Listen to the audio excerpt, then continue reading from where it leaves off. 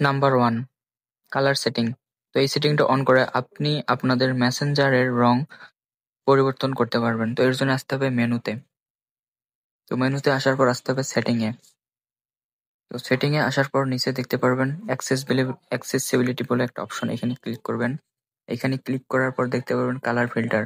তো এখানে 4টা অপশন আছে, আপনি আপনাদের ইচ্ছে মতো কালার সেট করতে পারবেন। নাম্বার 2, আপনি কাউকে মেসেজ লিখলে সে বুঝতে পারে যে আপনি মেসেজ লিখতেছেন বা এইরকম বুদবুদ দেখে বোঝা যায়। তো এইটা অফ করবেন কিভাবে? তো এর জন্য আপনাকে যেতে হবে যাকে মেসেজ করবেন তার ইনবক্সে। তো এখানে যে আইকন বলে একটা অপশন, এখানে ক্লিক করবেন। এখানে ক্লিক করার পর নিচে স্ক্রল করলে দেখতে পারবেন টাইপিং ইন্ডিকেটর। তো এই টাইপিং ইন্ডিকেটরে ক্লিক করে এটা অফ করে দেবেন। কেউ আপনাকে মেসেজ পাঠালে সে বুঝতে পারে আপনি সিন করেছেন কি করেননি। তো এটা অফ করার জন্য আপনাকে আসতে হবে তার ইনবক্সে।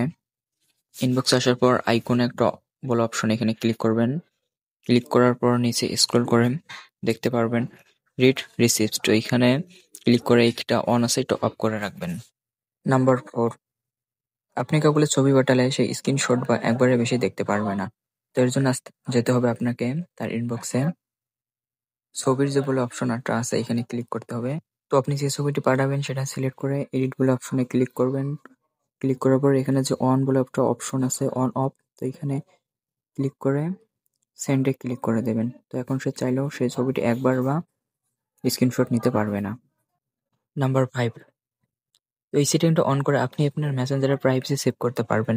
তো এর জন্য আসতে হবে মেনুতে, তারপরে সেটিংয়ে, তারপরে নিচে স্ক্রল করলে দেখতে পারবেন প্রাইভেসি অ্যান্ড সেফটি বলে অপশন, এখানে ক্লিক করবেন।